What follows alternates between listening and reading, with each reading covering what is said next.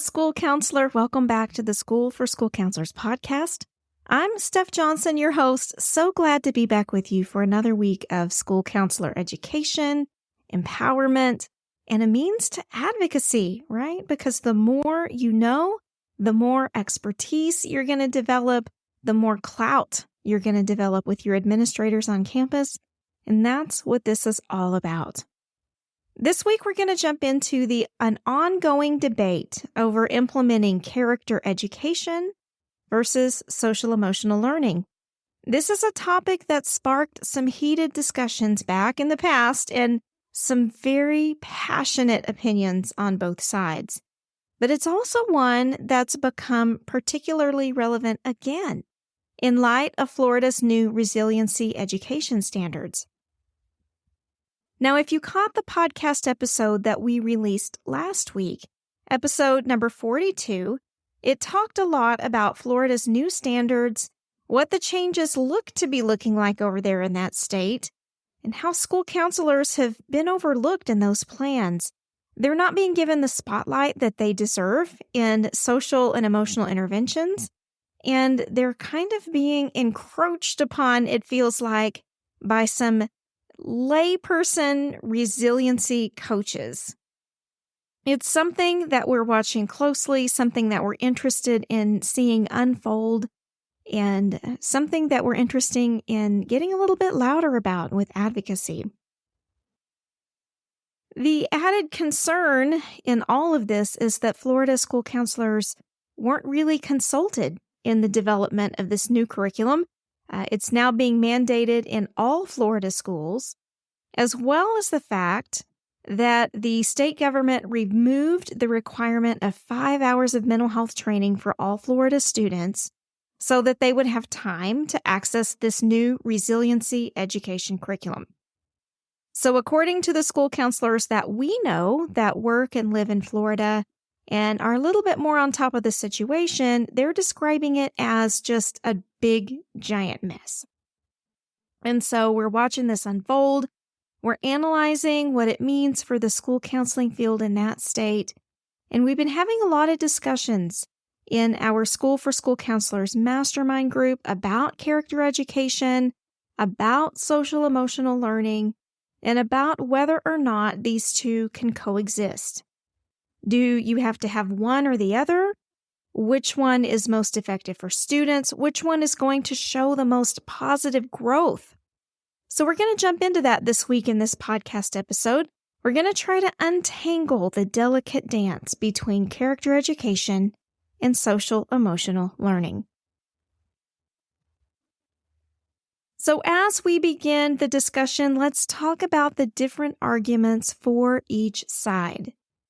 You know, everybody always just kind of wants to pick a side in a debate, right? And then we just want to sit there. We see it as a win-lose proposition. And so on one side, we have folks that really emphasize character education. They argue that character education is the best way to promote positive behavior and academic achievement because it instills values like respect, responsibility, and integrity. The other side doesn't agree with that. They think that SEL, social emotional learning, is the more effective approach because it promotes mental health and well-being by developing skills instead of values.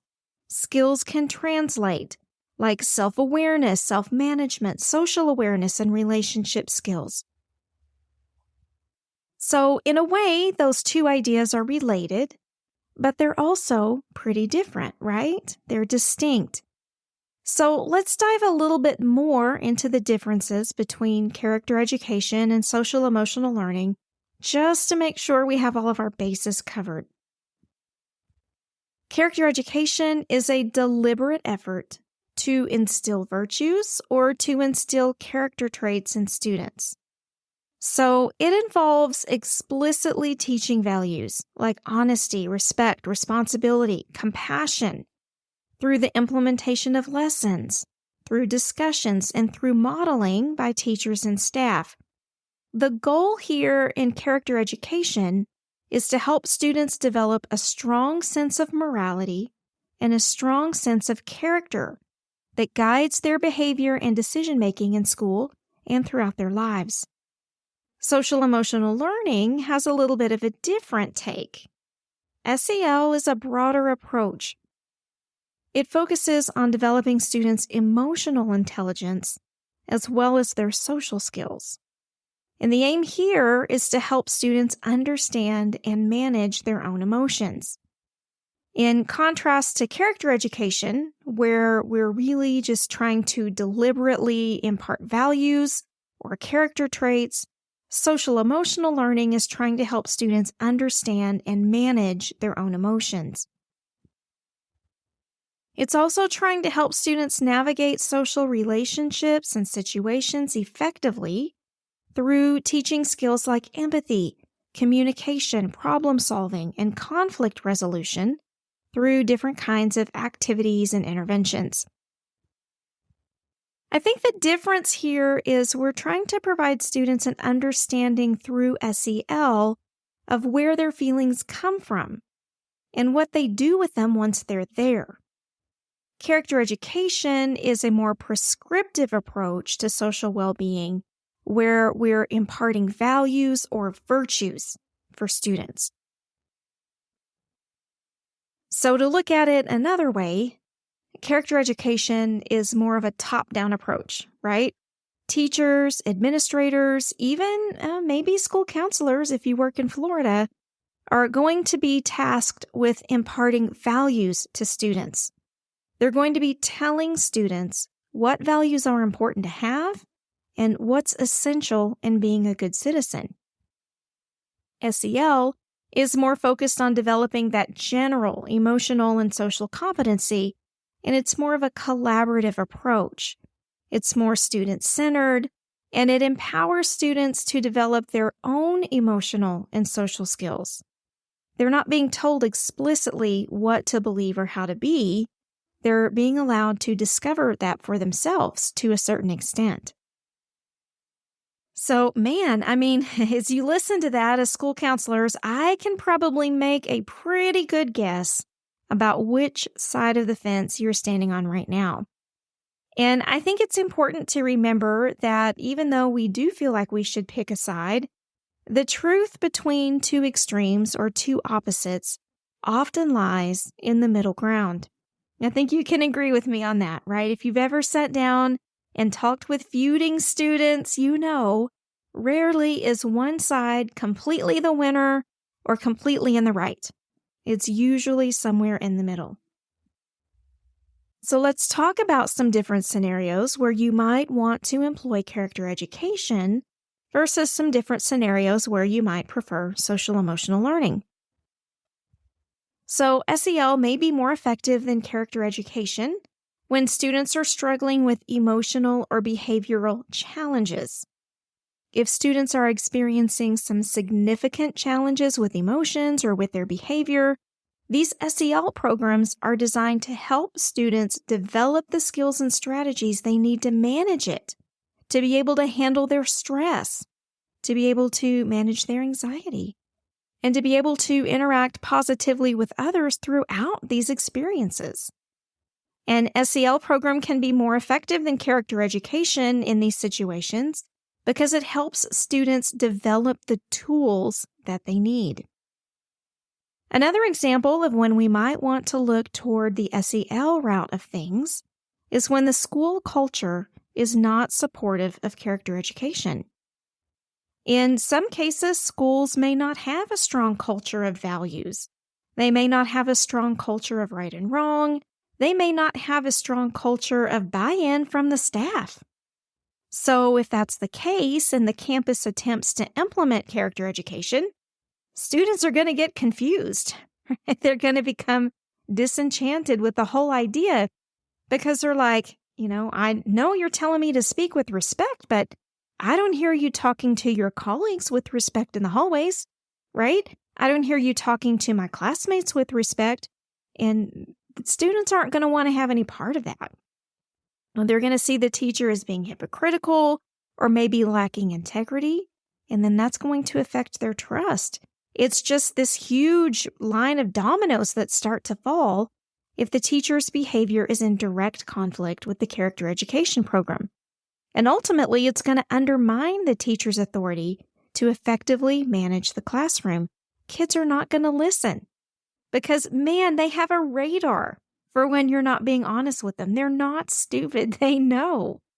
And so in cases like that, a social emotional learning program may be more effective because it's less dependent on a specific set of values or beliefs. So if you're going to impart a character education program, you've really got to have some buy-in with your staff. And this is going to be an interesting point to watch as Florida implements their new resiliency education curriculum. Are they going to be able to get the buy-in from their school staffs that they need to make it a success? Social emotional learning may also be more effective when it's addressing specific problems or specific issues. If you're facing concerns with bullying, substance abuse, high levels of test anxiety, high levels of student stress, those kinds of things, an SEL program that focuses on developing specific skills for those concerns may be more effective than a general education program. But it's worth noting that these two types of programs are not mutually exclusive, and a lot of school districts will use both in tandem to promote the well-being and success of their students. So knowing that, then let's talk about the flip side. When might character education be more effective than social emotional learning?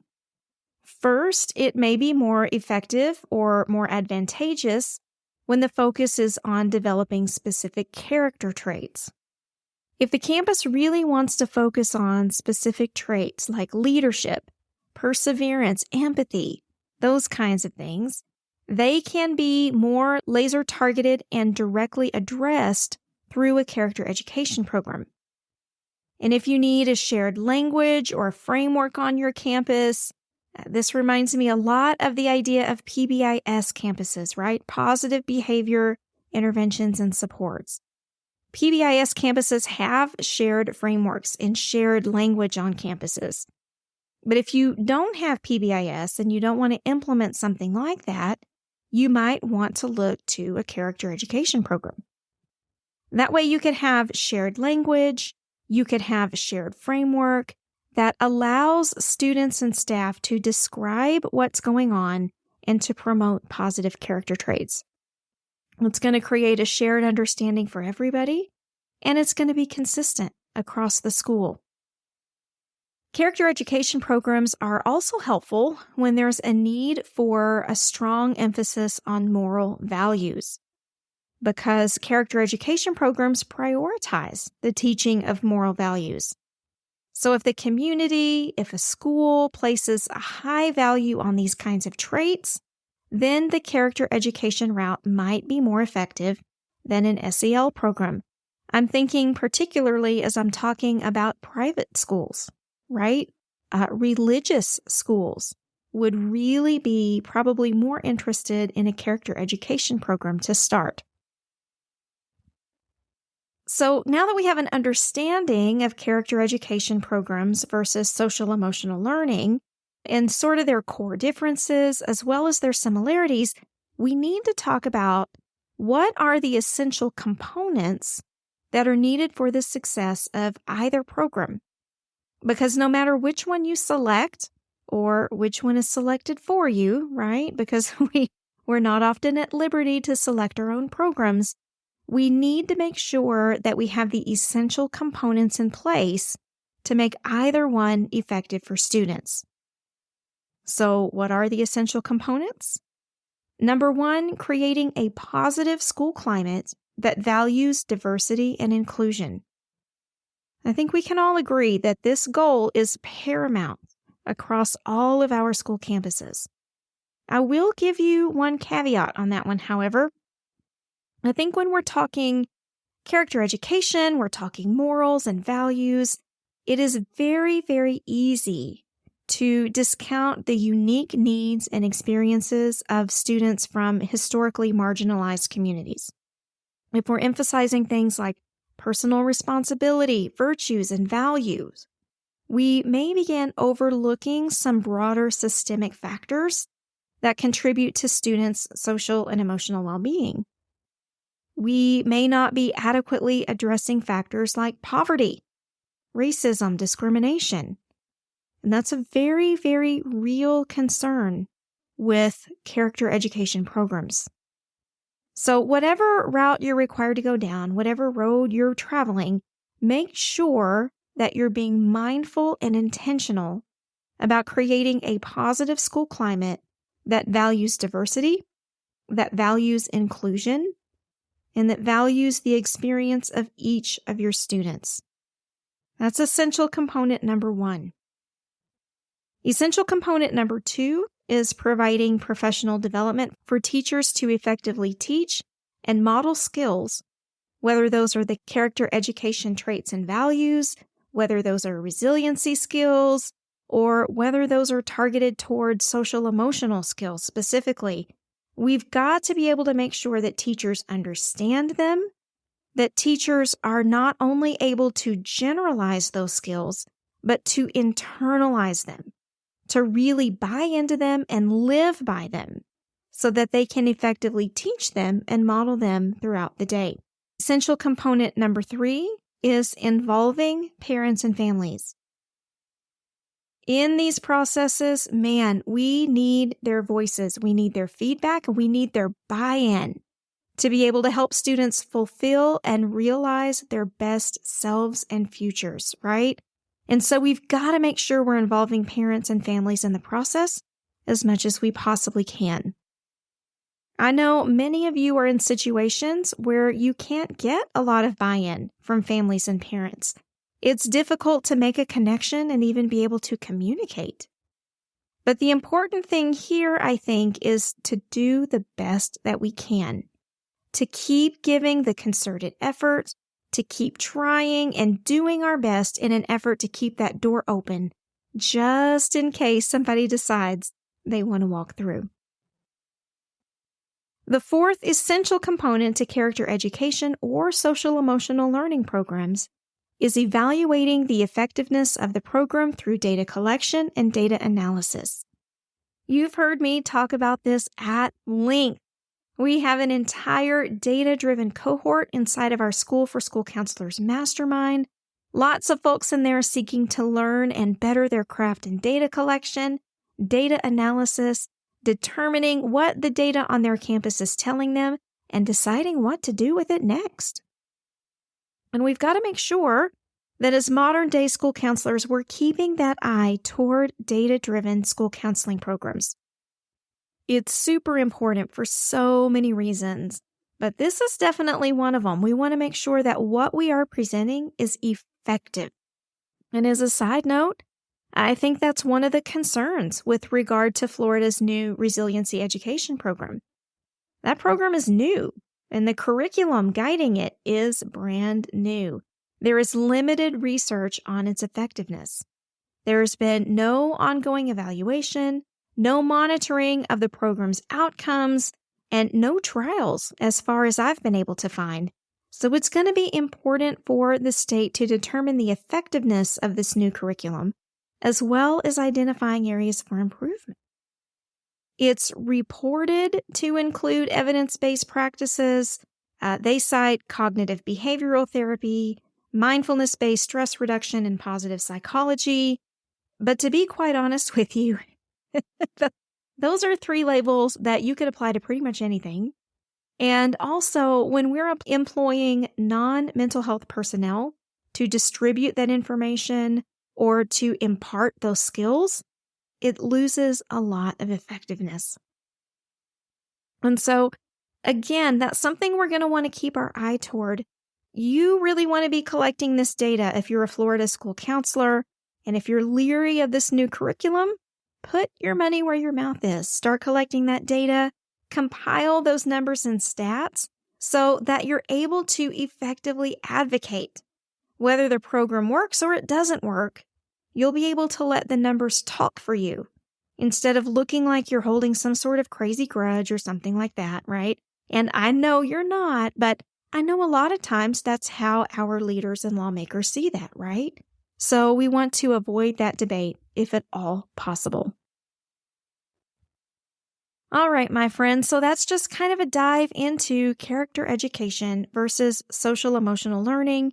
Character education, looking at the development of specific virtues that are taught in a structured way, and social emotional learning, focusing on the development of emotional intelligence and developing skills for success in school and in life. Man, oh man, with this push in social emotional learning in the past 5-6 years, I'm really surprised that we're even having this conversation. I know I'm going to be watching this situation keenly to see how it plays out because I have a feeling we're going to see a few surprises in all of this. So you stay with me, keep your eyes and ears open too. We'll collaborate, we'll talk about it as it unfolds, and we'll see what happens. And in the meantime, if this conversation has been really interesting to you, if you're one of those folks that's really interested in the backside of the school counseling field, the ins and outs of the advocacy of your skills and how they play into your programs, if you love geeking out on school counseling, come join us in the School for School Counselors Mastermind. Unlike other school counselor programs, we meet every single week because we want to collaborate with one another. We want to support and inspire one another. And y'all, once a month ain't gonna do it, my friends. It's just not. You would be surprised at the power of this community, and we've saved you a seat. Head on over to schoolforschoolcounselors.com/mastermind. You can get all the information there. And if you would indulge me just one more minute, I want to remind you, if you're listening to this podcast episode close to the date of release, we're holding our Get the Job Bootcamp coming up this week. We're going to be deep diving into all the major components of your job search preparation, the things that you need to do to put your best foot forward in your school counseling interview, and we're going to have it condensed and laser targeted, ready to go in 4 nights. It's going to be an amazing experience. If you're looking to prep for your school counseling interview and you're second guessing what you've prepped so far, you're thinking, oh my gosh, have I done enough? Have I done it right? Do I have the right things in place? I'm really not sure. Or if you've been listening to some other folks on the internet trying to get you prepped for your interview and you're feeling like there are just some things you're missing, I'm going to be honest with you, you probably are. We've developed the most comprehensive program for school counselor interview prep. And I'm not afraid to say that. I would stake my reputation on it. So go check it out, schoolforschoolcounselors.com/bootcamp, all one word. Go check it out, see what's part of that boot camp, and then sign up and join us. It's going to be 4 nights of live meetings all together, getting to know one another. And I'm telling you now, we've made lifelong friends and have established some lifelong professional relationships through our boot camps. They are a complete hoot. We love every minute we're there together, and you will too. schoolforschoolcounselors.com/bootcamp. All right, my friend, that's all I have for you in this episode. I hope you have the best week coming up. And as always, if you need anything, hop in our School for School Counselors Facebook group. We'd love to help answer your questions, give you ideas, and support you through this crazy, amazing journey of school counseling. Take care, and I'll see you again with the next episode. Bye-bye.